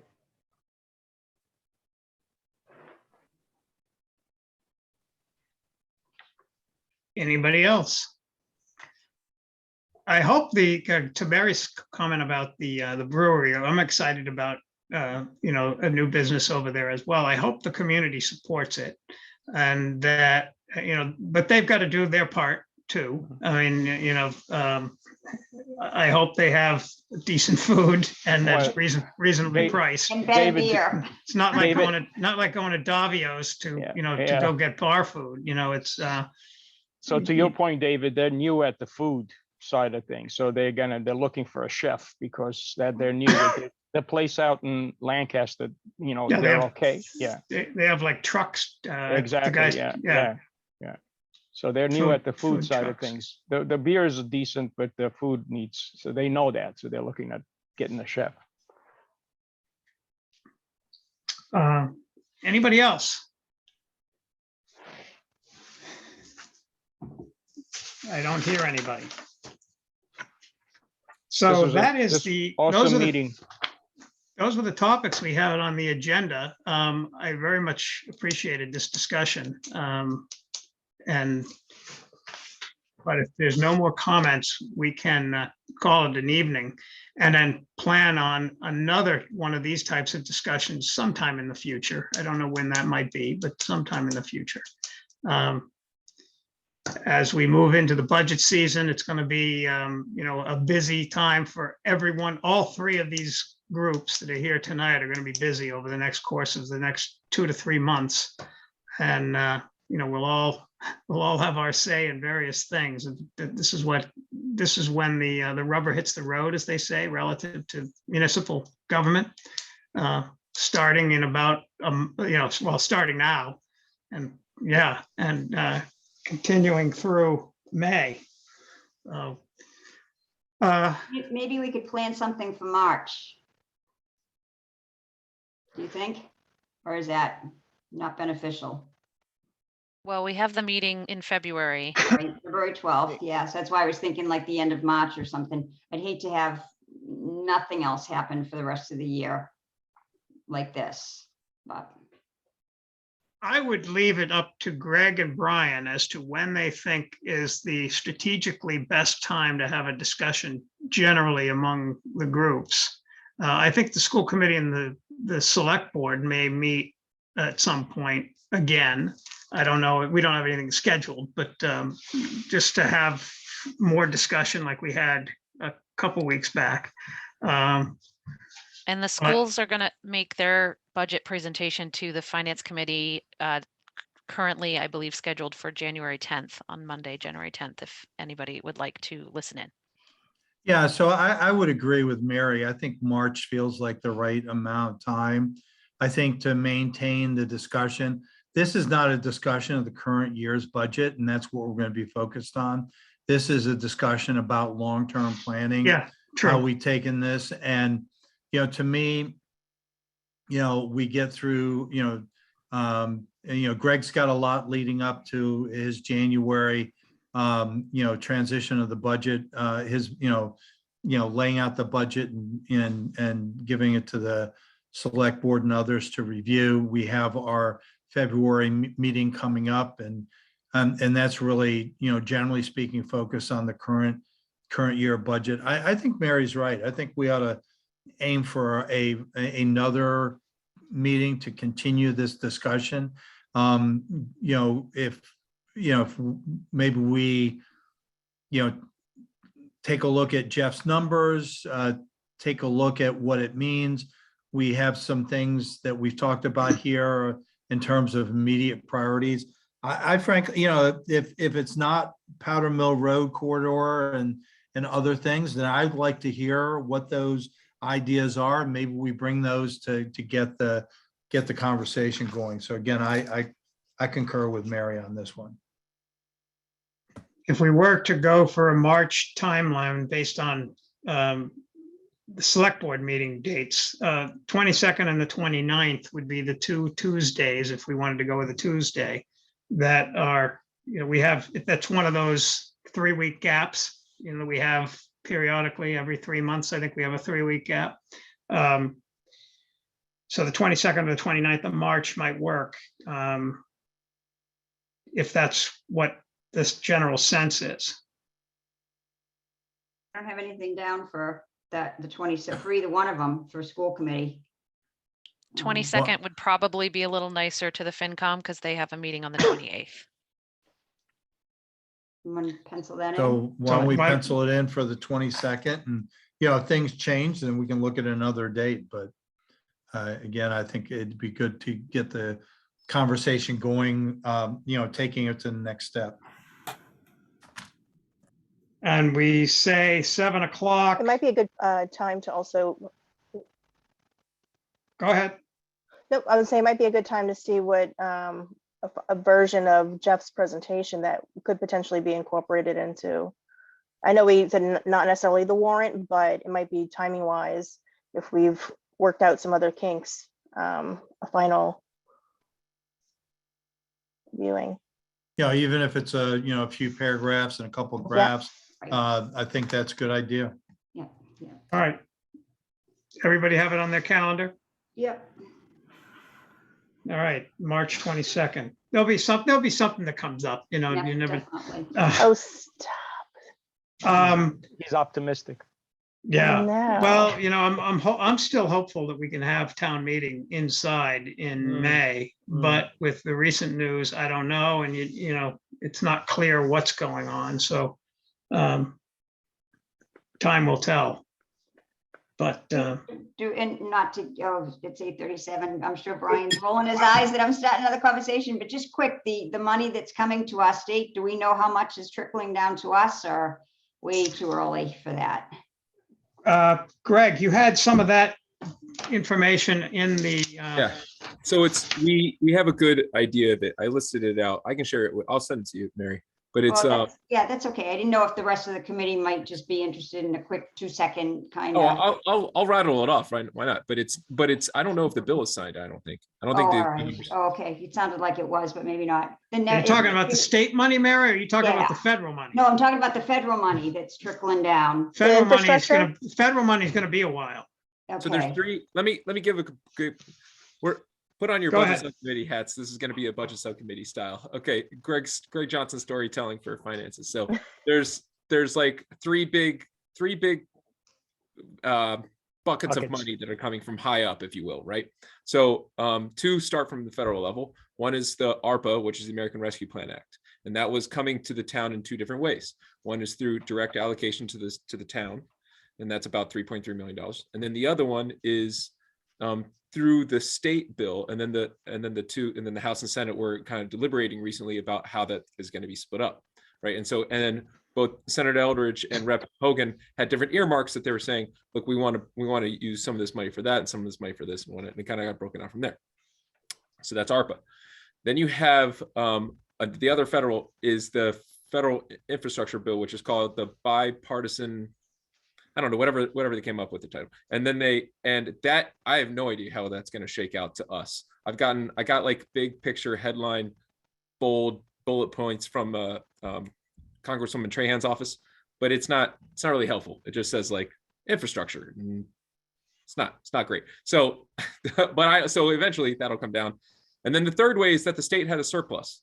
So the state budget was good. I mean, like, and as even you can see from Maynard, like everyone cut costs, everyone cut budgets because we were all kind of bracing for the worst.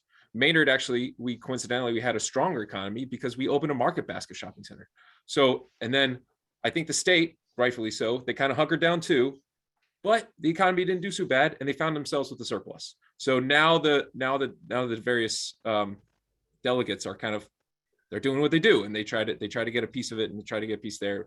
We have pretty strong delegate representation from Senator Eldridge and Rep. Hogan, so they have a lot of vying power. But the Beacon Hill politics are bonkers, so they do the best they can, but don't hold it against them.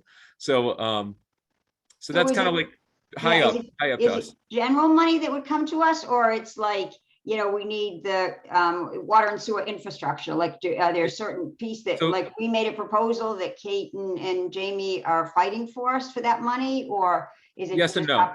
Okay. Good question. Yes and no. So sometimes the chief of staff will call me, and they'll be like, "Hey, Senator Eldridge wants to give money to art space," and they're not asking me how I feel about it. They're telling me Senator Eldridge is giving money to art space, and then I say, "Oh, great, thank you." And then they say, "Can you write the check to the town, and that way we can help art space?" And so that's a little bit how the sausage is made, right? So that then you have things like, I write a memo to the senator's office to say, "Hey, that intersection is really dangerous, and we could use a new traffic light on that." And I sent that like a year ago, but he already knows it. He just needs a little bit of like documentation. So that's just how it all works over at Beacon Hill. You have to have some justification, even though he has a strong say. But $500,000 is a lot of money, so he has to kind of justify it. And so most often it's like an earmark, or the state will give more money to MaxWorks grant, and so the MaxWorks, you know, that coffer will fill up, and then mass development and the other powers that be, the agencies, they'll have more money to play with, and then they give it to different towns, or complete streets, or Chapter 90, or a new initiative that the governor's office comes up with, you know, that they'll kind of put more money through a grant process. And that's usually how government likes to do things. And that way it's more competitive. So they either do competitive grants or they do formulaic. And that way you take the politics out of it. And then you can just say, Chapter 90, here's the formula, or Chapter 70, and here's the formula. And then in which case, if it's formulaic, our representatives don't get a lot of say, because you can't really, like, it's kind of the beauty of the formula. Like it's fair. Like everyone gets it based on your theoretically fair. All right, fair point. Hey, the formulaic is the way the school budgets are distributed. It's hard. But it's hard to say like one kid is more deserving than the other kid just because they live on the other side of the town line.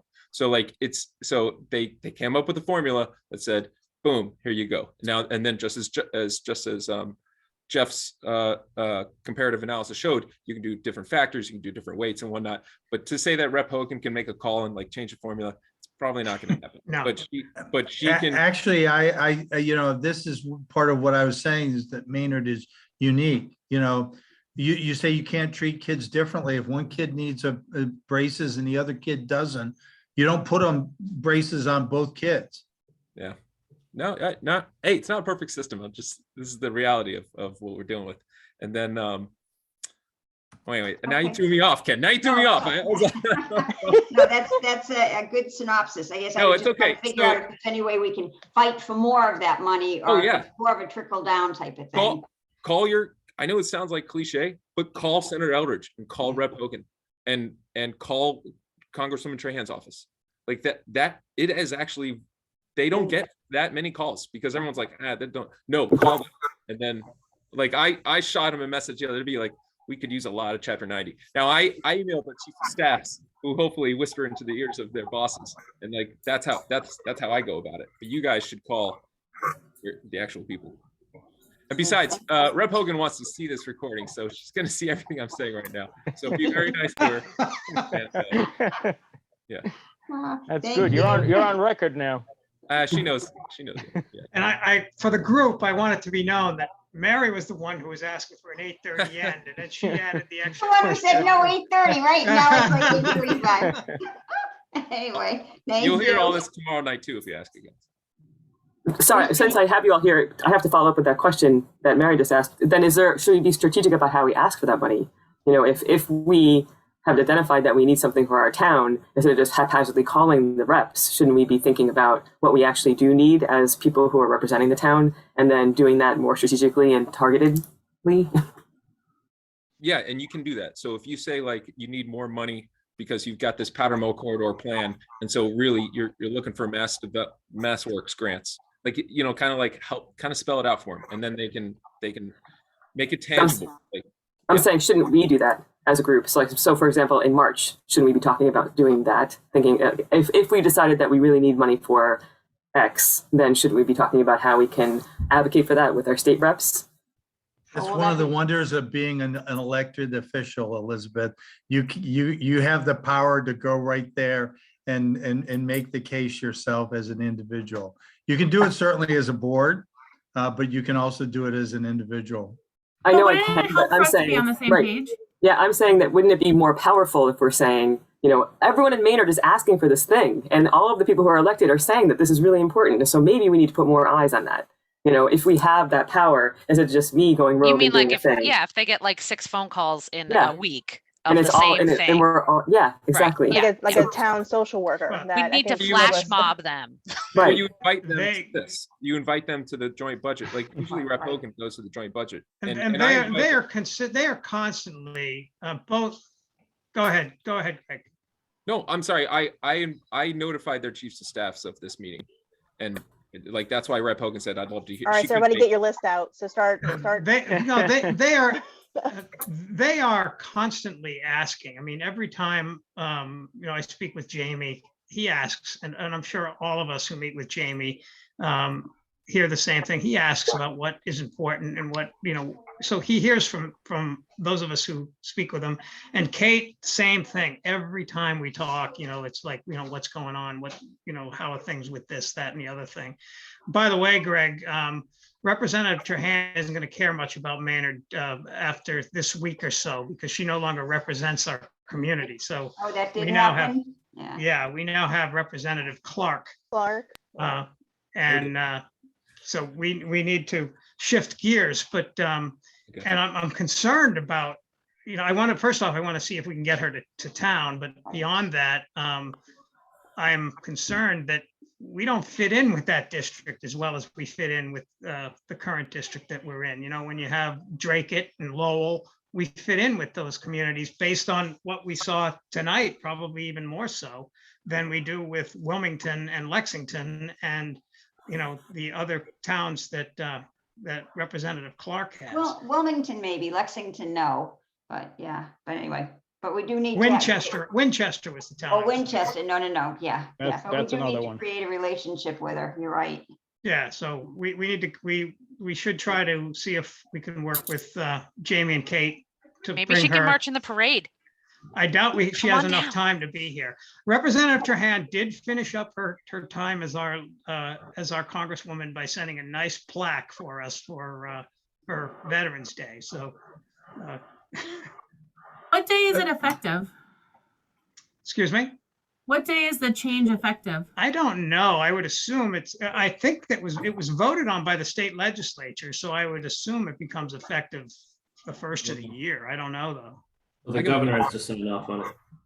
That would probably be a good thing, for if Greg, if you could find out and send out to us, because, I actually was not being, I was being sincere in saying that I think individual outreach and relationship building by elected officials is a good thing. It's not to say that a coordinated discussion isn't more powerful, but I think what an individual conversation can do that a collective conversation can't is build the relationships, one-on-one. So I was being sincere on that. But to Elizabeth's point, it would be great if we were all saying the same thing. That's why it would be good if we had like the elevator speech, that we were all sort of, it goes back to our priorities, and because, we can't fix everything, but if we were all sort of saying the same priorities, that I would think that would give us more strength, but right, enough. So you're gonna propose, you're gonna support a commercial development out on Powder Mill Road? Oh, dear. Oh, I want a town social worker. Yeah, there we town go. social. I want more chapter 70 money. There we go. That's exactly We're right. all over the And that place. is my point. Believe me, Mary has them in speed dial, okay? And I'm Amy constantly and Kate, I just do. saying water and sewer infrastructure and mass grants could be very helpful. And, There you go. Kate came through for us with Right. the recent budget earmark, so. Oh, yeah. Right. And Jamie did too with And us. Jamie did So, too, with yeah. the intersection and art space. And Yeah. so, all right, everybody, I think that's it. I will, we have to adjourn, I guess, as a board. So for the select board, is there a motion to adjourn our meeting? So moved. Move to adjourn. Second. Okay, and a roll call, Armand, Yes. Justine, Yes. Jeff, Yes. and Chris. Yes. All right, FinCom, I will entertain a motion. Motion to adjourn. Do I have a second? All right, Peter seconds. Second. Roll call vote, Ken, Yes. Katie, Yes. Peter, Yes. and Jillian. Yes. Thank you very much. And yourself? And myself. Sorry. I make a motion that we I think I adjourn. forgot to vote too, so I vote yes.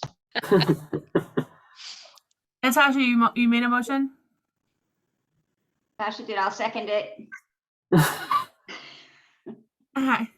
So, we vote, roll Did. call vote Elizabeth, Yes. Natasha, Yes. Mary, Yes. Lydia, Steve's dog. me, yes. Thank you, everybody. Good night. Thank you Thank for a you. great Have a meeting. great night. Good Thank night, you. Thanks. everyone. Good night.